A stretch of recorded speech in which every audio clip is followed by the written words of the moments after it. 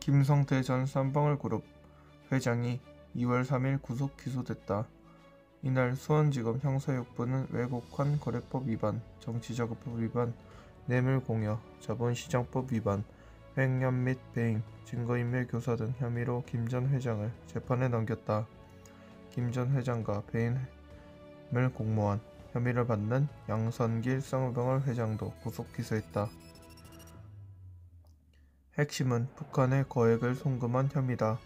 김 전 회장은 2019년 1월부터 12월까지 약 800만 달러를 해외로 밀반출해 북한에 전달한 혐의를 받는다. 김 전 회장은 2019년 경기도의 스마트팜 지원 사업에 500만 달러, 경기지사이던 이재명 더불어민주당 대표의 방북을 위해 300만 달러를 북측에 건넸다고 검찰에 진술했다. 당초에는 대북 경제협력 사업권을 위해 북한에 제공한 돈이라는 취지로 주장하다가 수사 과정에서 진술을 바꿨다. 이 대표에겐 초대형 악재다. 검찰이 김 전 회장을 기소하면서 작성한 공소장을 보면 2018년 10월 이화영 전 경기도 평화부지사가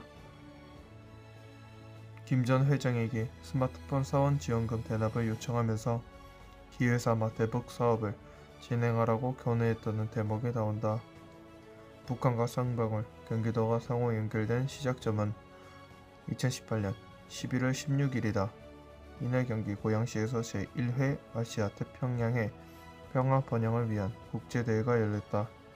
경기도와 아태평화 교류협회가 주최했고 쌍방울이 후원한 행사다. 이재명 대표와 이전 부지사, 안부수 아태협 회장, 박용철 쌍방울 부회장 등이 참석했다. 북한에서는 리종혁 조선 아시아 태평양 평화위원회 부위원장과 송명철 부실장 등 5명이 방남했다. 이날 경기도는 보도자료를 통해 이 대표와 리 부원장이 오찬을 함께했다고 밝히며 밥상에 오른 메뉴의 의미까지 세세히 홍보했다. 대북 송금의 1,000만 달러. 검찰 공소장에 따르면 김 전 회장은 같은 해 11월 말 중국 선양에서 김성해 북한 통일전선부 통일전선 책략실장과 북한 측 고위 공작원 리오남 등을 만났다. 이 자리에서 한 북측은 경기도에서 경기도 기금으로 스마트폰을 지원해 준다고 해 그 말을 믿고 다 준비를 해놨는데 아직까지 아무런 연락이 없어 큰일이라고 말했다. 김 전 회장은 귀국 후 이전 부지사로부터 재차 쌍방울이 경기도로 대신해 스마트폰 비용을 북한에 지원해 달라는 요청을 받았다. 이듬해 김 전 회장은 1월과 4월에 걸쳐 500만 달러를 북한에 전달했다. 2019년 1월 17일 중국 선양에서 김 전 회장과 이화영 전 부지사, 안부수 아태협 회장, 송명철 아태비 부실장이 대북 사업을 논하기 위해 한자리에 모였다. 김 전 회장은 논의를 마치고 이 전 부지사가 이재명 대표와 통화하면서 자신을 바꿔줬다며 이 대표가 자신에게 고맙다고 했다고 검찰에 진술했다. 그러면서 대북 송금에 대해 고맙다고 한 것으로 이해했다는 취지로 검찰에 말한 것으로 전해졌다. 검찰은 공소장에 300만 달러가 넘어간 경위를 이렇게 기재했다. 김 전 회장은 2019년 7월 필리핀에서 북한 측 인사들과 남북 경제협력 사업을 논하는 자리를 가졌다. 당시 북한 측 인사들로부터 경기도가 이전부터 계속해 이재명 지사의 방북을 요청하고 있는데 이를 성사시키기 위해서는 300만 달러 정도의 비용이 필요하다는 제안을 받았다. 김 전 회장은 이 문제를 이전 부지사 등 경기도 관계자들과 상의했다. 결국 같은 해 11월 27일부터 12월 18일에 걸쳐 쌍방울 임직원 수십 명을 동원해 300만 달러를 밀반출해 북한 측에 건넸다. 2월 9일 동아일보는 최근 검찰이 김 전 회장으로부터 2019년 전후 북한에 전달한 돈이 1,000만 달러라는 진술을 확보했다고 보도했다. 행사 및 교통비 등 대북 송금부대 비용으로 200만 달러를 추가 지출했다는 거다. 1,000만 달러를 현재 환율로 환산하면 약 127억 원이다.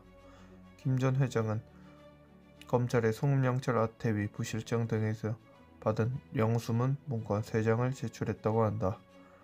검찰은 1월 19일 김 전 회장에 대한 구속영장을 청구하면서 남북교류협력법 위반 혐의를 포함한 바 있다. 김 전 회장을 재판에 넘기며 작성한 공소장에는 이 혐의가 제외돼 있다. 남북교류협력법에 따르면 통일부 장관에게 신고하지 않고 북한 주민이나 접촉하거나 거짓이나 부정한 방법으로 신고할 경우 300만 원 이하의 과태료가 부과된다.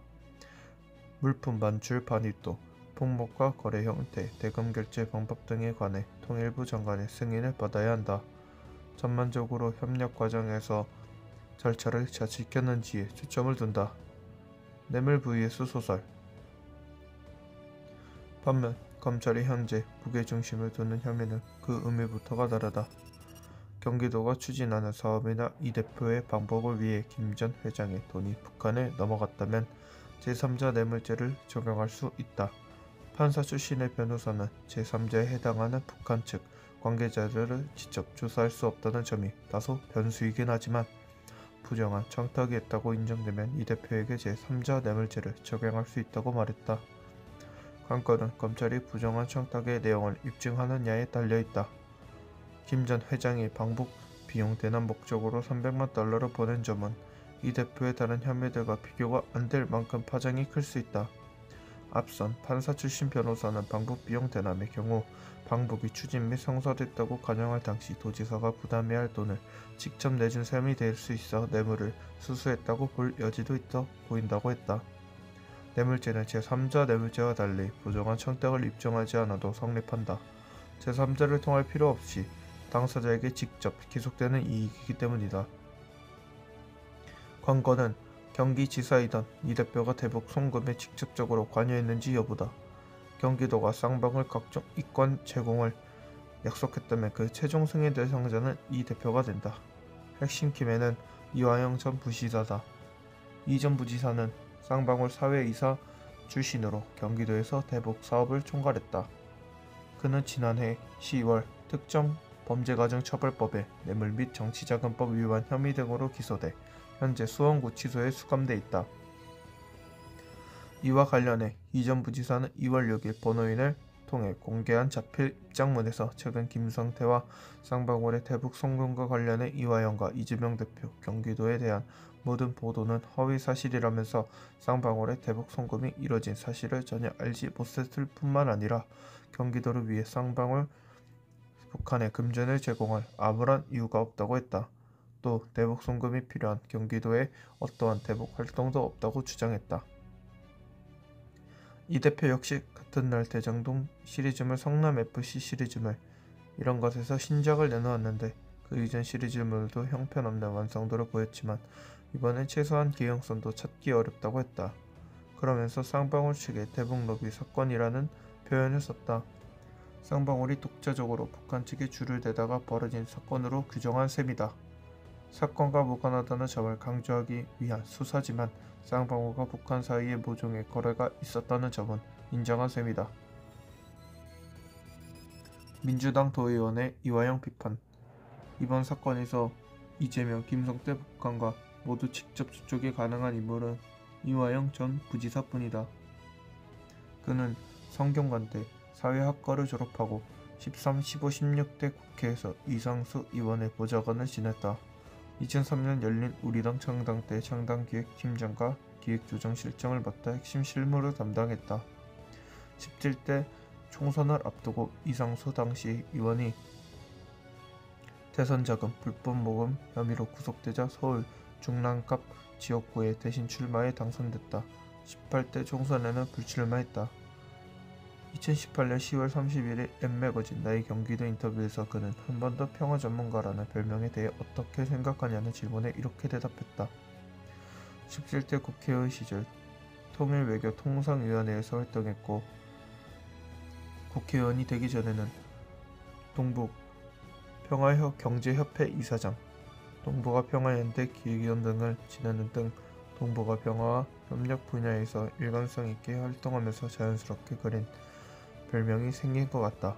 특히 노무현 정부 때에는 대통령의 메신저로서 북한을 방문해 대통령의 메시지를 북측에 전하기도 했는데 그 과정에서 인연을 맺은 북측 인맥들이 지금까지도 큰 힘이 되고 있다. 그간의 노력과 활동을 인정받는 것 같아 평화 전문가라는 별명이 만족스럽다. 북측 인명을 간주한 대목이 눈길을 끈다. 자신감이 발로였겠지만 그의 대북 활동을 두고는 같은 당 소속 도의원 사이에서도 우려가 적지 않았다. 2018년 11월 15일 열린 경기도의회 행정사무감사 회의록을 보면 민주당 소속 민경성 도의원은 경기도청 박원석 평화협력국장과 질의응답하는 과정에서 이런 발언을 했다. 핵심과 축약해 소개한다. 남북 평화협력 지방정부협의회. 이게 뭡니까? 이게 뭐예요? 평화부지사님이 뭐 대권 나가십니까? 이재명 지사님이 대권 나가십니까? 전국 조직을 왜 만들 필요가 있어요? 남북관계에서 북한은 여러가지의 루트가 있습니다. 그런데 잘못된 루트, 썩은 동화 쪽으로 잡았을 경우에는 상당한 피해를 입습니다. 단일 창국, 그러니까 평화부지사에 검증되지 않는 인적 네트워크로 단일 창구를 만들어서 전국에 있는 지자체가 함께하자 해서 사고 터지면 누가 책임집니까? 평화부지사가 책임질 거예요. 부지사가 책임질 거예요. 국장님이 책임질 겁니까? 같은 날 역시 민주당 소속인 김경호 도의원도 박 국장에게 잘못된 거면 잘못된 것이라고 분명히 얘기를 해야지. 그러면 이화영 부지사가 앞으로도 계속 무슨 일을 해도 아니면 막말로 얘기해서 사기를 쳐도 그걸 그냥 보고 있어야 되는 건가? 공직자는 이라고 말했다. 이전에 8월 26일 열린 경기도의회 평화경제특별위원회에서는 민주당의 신정현 도의원이 신명섭 평화협력국장을 상대로 이렇게 발언했다. 북측과 정확한 합의가 이루어지지 않은 상태에서 우리가 너무 많이 언론 플레이를 했어요. 그중 가장 대표적인 게 옥류관이거든요. 이게 정확하게 옥류관이라는 것에 대해서 북측과 구두 합의를 했다는 이야기들도 있었고, 이화영 부지사 개인에 대한 어떤 역량을 통해서 북측에서부터 확답받았다고 했는데 실제 합의문이 없죠. 우리가 옥류관 여기 하겠다는 합의문 받아놓은 게 있습니까? 이에 대해 신 국장은 북측 아태평양 위원회 명의로 된 합의문은 있다면서도 전체적으로 다 추상적이라고 답했다. 신 국장은 이전 부지사와 같은 성균관대 출신이다.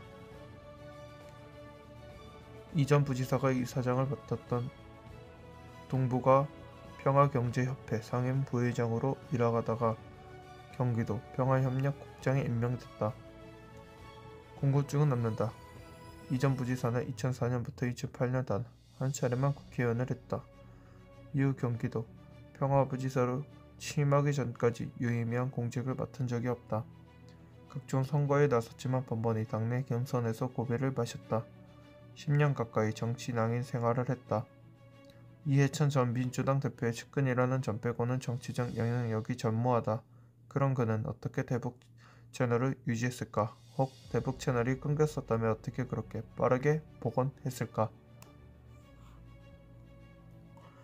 넓은 의미의 주사파 인맥이니 이에 대해 민경우 대한연대 상임대표는 북한이 공적 차원에서 관리했을 가능성이 높다고 말했다. 민 대표는 주사파 운동권 출신으로 1995년부터 2005년 조국 통일범 민족연합 사무처장으로 일했다. 이 기간 북한 측 인사들과 접촉했다. 이 문제 탓에 국가보안법 위반 혐의로 2차례 구속됐다. NL 진영의 핵심 이론가였다. 그에게 물었다. 이전 부지사는 국회의원을 그만두고 동북아 평화연대 기획위원이나 동북아 평화경제협회 이사장 등의 직함으로 활동했다. 이런 직함도 북측과 접촉하는 데 도움이 되나? 도움은 되는데 그보다 인맥 선양을 중시한다. 넓은 의미의 주사파 인맥인의 북한은 여기에 주목했을 거다. 오히려 직접보다 성향이 더 중요할 수 있다. 성향이라 하면 네트워크나 정파를 말하는 건가? 그렇다. 임종석이라면 임종석에 주목하는 그가 경문협에서 어떤 직책을 갖고 있느냐에 주목하지는 않는다. 1980년대 주사파 운동권에서 이전 부지사는 어떤 위치에 있었나? 성균관대 81억 번인데 골수 주사파는 아니지만 넓은 의미의 주사파 활동을 했던 것 같다. 그 과정에서 어떤 계기를 통해 북측과 접촉했을 것이다. 이전 부지사의 인터뷰를 보니 노무현 정부 때 대통령 메신저로서 북한을 자주 방문했다고 한다. 거기서 맺은 인맥이 나중에도 유지가 되나? 북한 처지에서는 범민년도 중요한 인맥인데 이화영 정도 되면 더 중요한 인맥이다. 대권을 질 수도 있는 사람과 가까운 사람이니까. 특히 북한은 전대협 네트워크를 중시한다. 이완영이 임종석이나 이인영급은 아니어도 꽤 했을 거다. 그냥 얼굴 마담이 아니다. 일각에서는 이재명 대표를 겨냥한 북한의 정치 공작이라고 주장한다.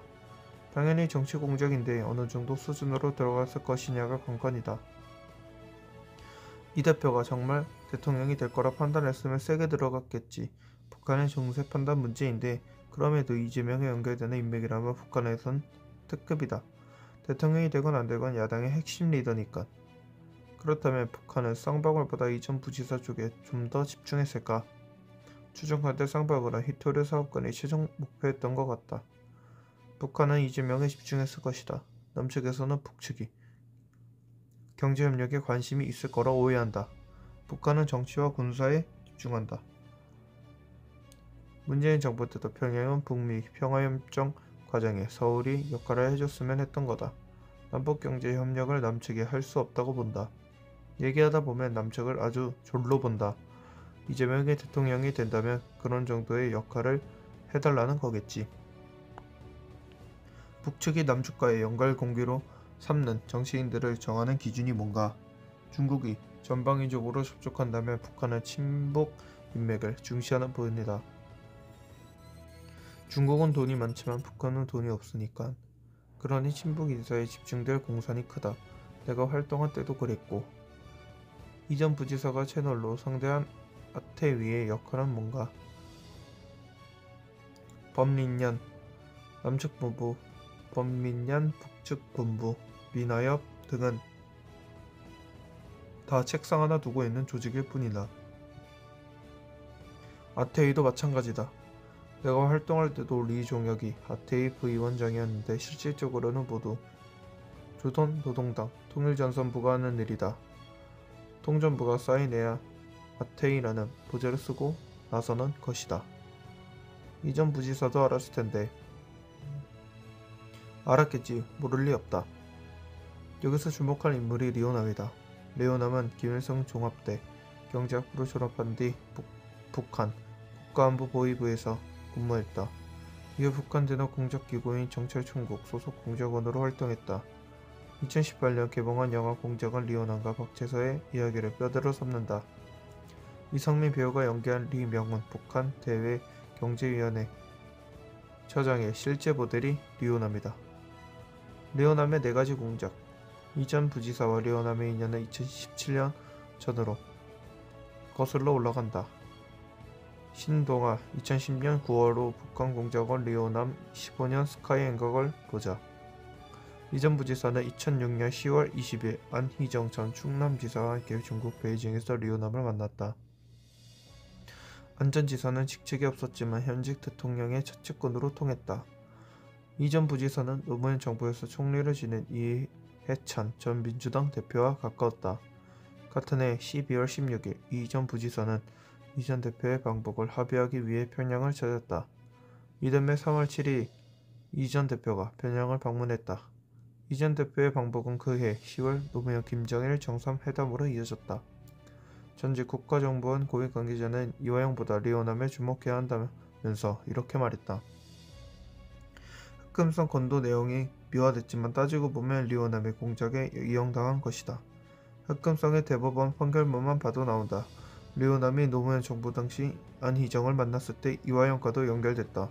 좋게 말하면 이화영도 남북관계에 긍정적 역할을 해보겠다면 여기저기 뛰어다녔을 것이다. 그 과정에서 다시 리오남과 연결된 건데 이번에도 리오남의 공작이 성공한 경우라고 봐야 한다. 수완이 뛰어난 사람이다. 어찌 보면 주인공은 리오남이다. 남한 정치인들은 욕심이 있어 리오남을 찾았겠지만 내 시각에서 보면 리오남은 프로고 그와 접촉했던 남한 정치인들은 모두 아마추어다. 경찰청 공안문제연구소 치안정책연구소 출신으로 수십 년간 북한의 대남 전략을 연구해온 유동열 자유민주연구원장도 이화영보다 리오남에게 주목한다. 그와의 문답이다. 쌍방울 대북 송금 사건을 어떻게 보나? 쌍방울 대북 사업의 중개인이 누군지부터 잘 봐야 한다. 리오남이다. 남북교류 사업을 하는 경제일꾼으로 알려져 있지만 실제로는 대남 정치공작원이다.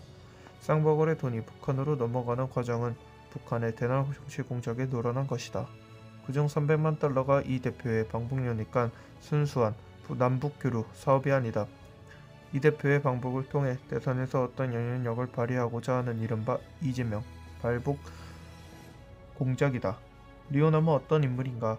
30년 넘게 대남 공작에 종사해온 거물급 특수공작원이다. 그의 공작은 4가지로 나뉜다.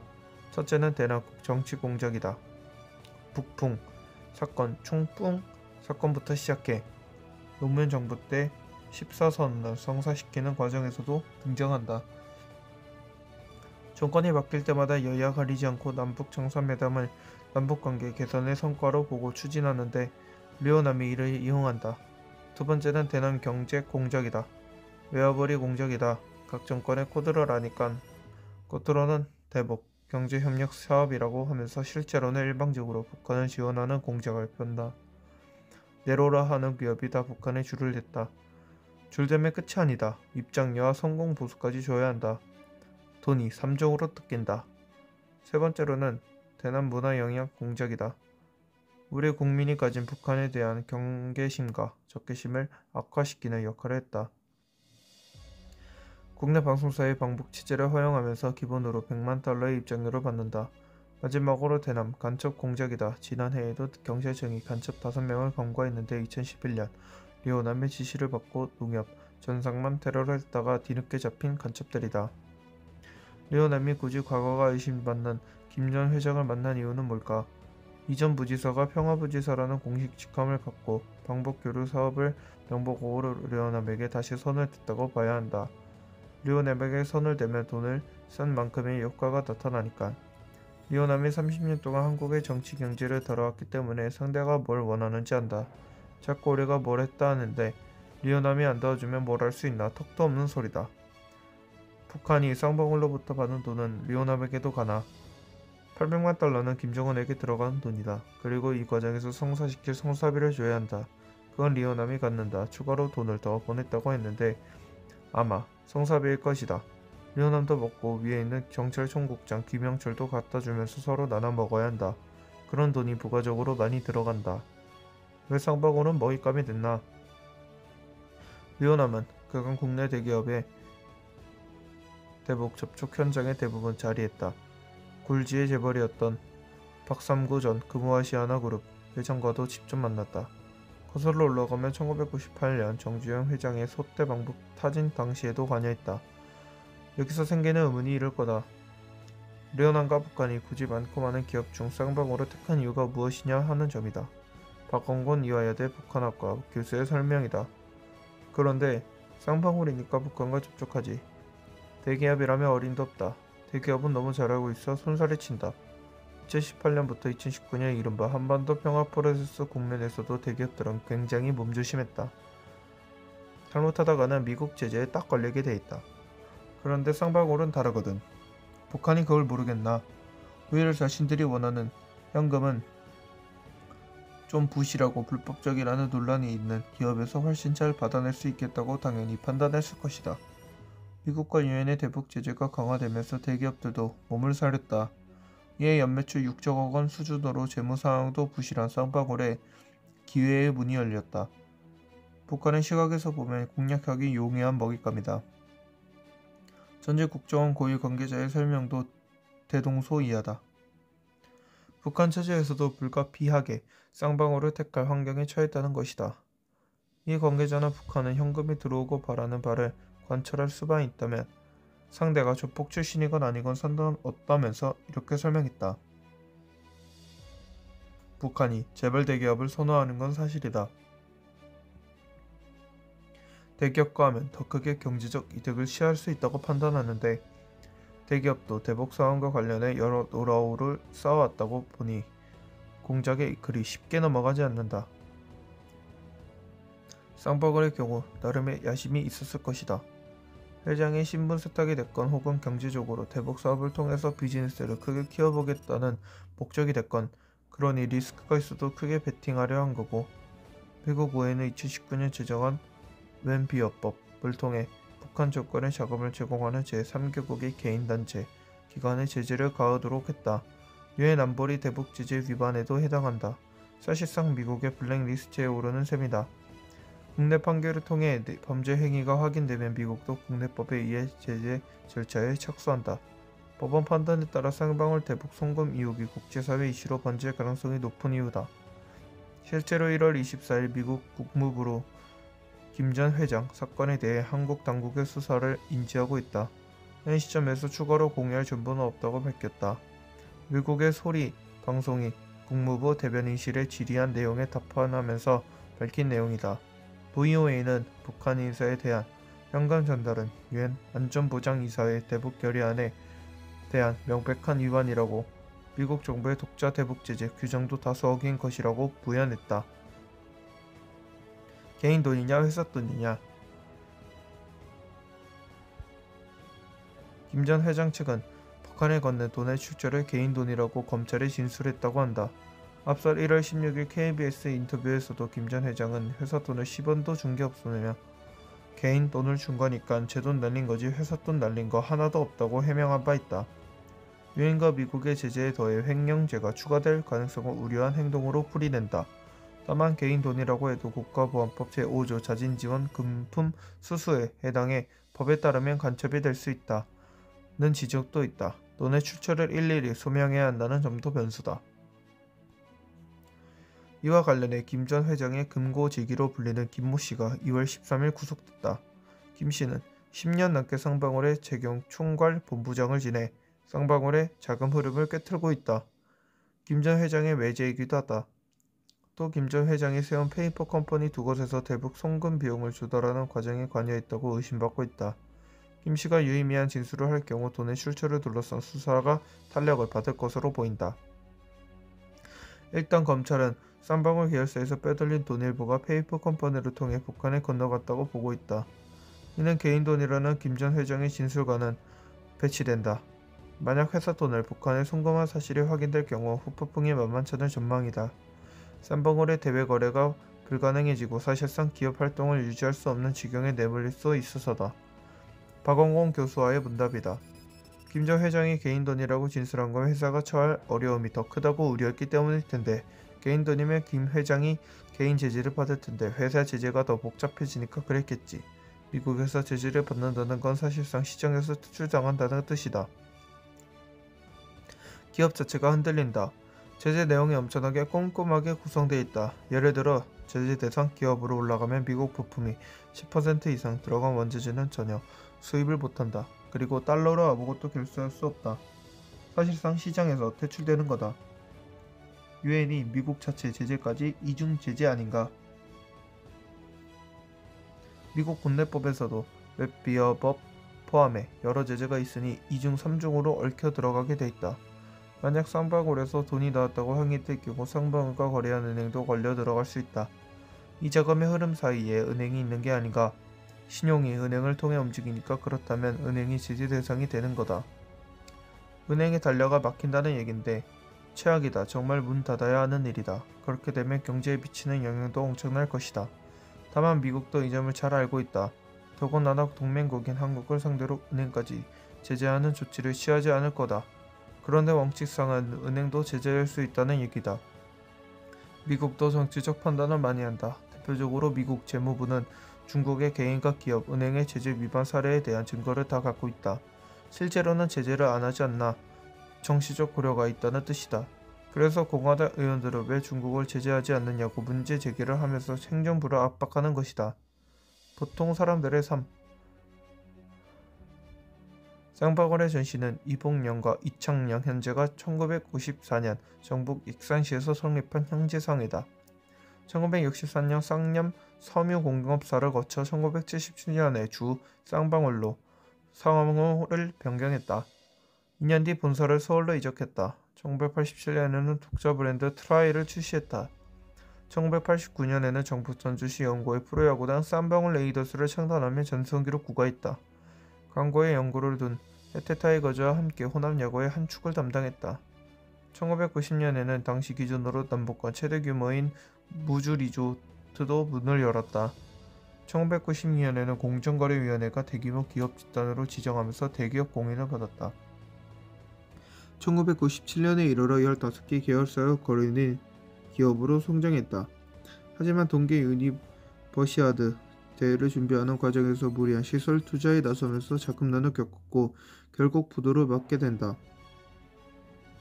1997년 10월 16일 부도 당시 쌍방울의 부채 규모는 9천억 원에 달했다.